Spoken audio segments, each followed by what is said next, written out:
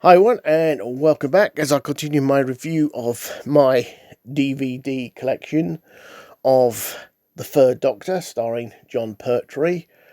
And obviously I'm not going into the big storylines in this. The brief summary is the Doctor is called in to help the Brigadier to investigate strange goings-on at a scientific research facility underground, and some caves are nearby, and the Doctor is in the thick of it, and he really is.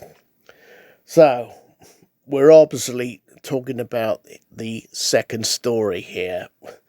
Yeah, so it's the 7-part story, Doctor Who and the Silurians. Yeah, it's that one, definitely. My drawback to this story is only minor, because I know Doctor Who was made on a shoestring budget, was the Silurians dinosaur. If you're going to have the dinosaur in it, you should have kept the shots much shorter of it, more sort of close up of it, not the pulled back ones, because it did look a bit dodgy. Could they got away without the dinosaur? I think they probably could have, actually. Yeah.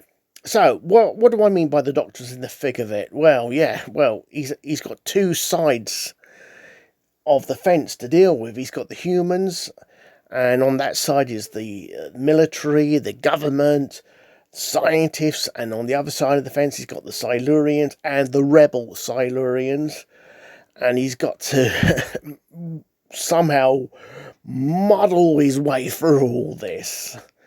Yeah, so it's a really good story, Doctor Who and the Silurians. I like it. It's a thoroughly enjoyable story. Yeah, as I say, the Doctor really is in the thick of it on this particular story, particularly when the renegade Silurians release the virus upon the world. Charming. Yes, obviously Caroline John is in there with Nicholas Courtney as their respective roles, that of Liz Shaw and Brigadier Lethbridge Stewart.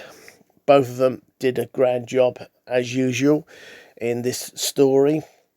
The standout scene really was when the Doctor comes face to face with a Silurian and he puts his hands out as a gesture of friendship. That is true Doctor Who. That is the real true Doctor Who. He was startled.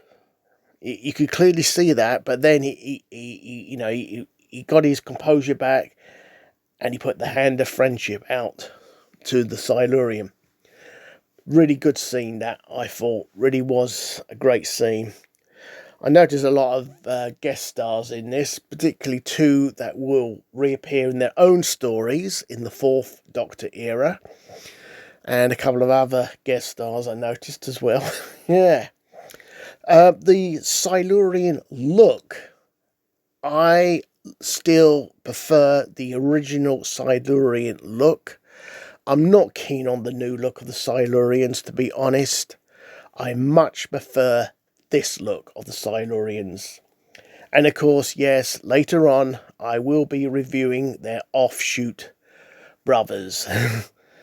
So, it's a 7-part story.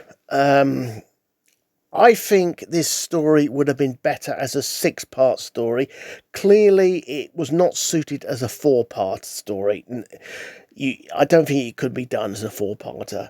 It would have been much better as a 6-part story. You would have got rid of a lot of the unnecessary padding in there. Yeah, so, yeah, I thoroughly enjoyed it.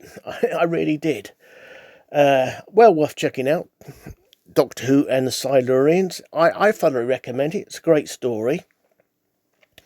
Yeah, wonderful. I thoroughly enjoyed it. Yeah, okay, yeah, as I say, the 7 episodes was a bit lot on the long side, but there you go. That's how it was made. Yeah, so there we go, folks. Thumbs up from me. Thoroughly enjoyed it. And on that note, I'll catch you in due course on my next review. Have a great day, everyone. Goodbye.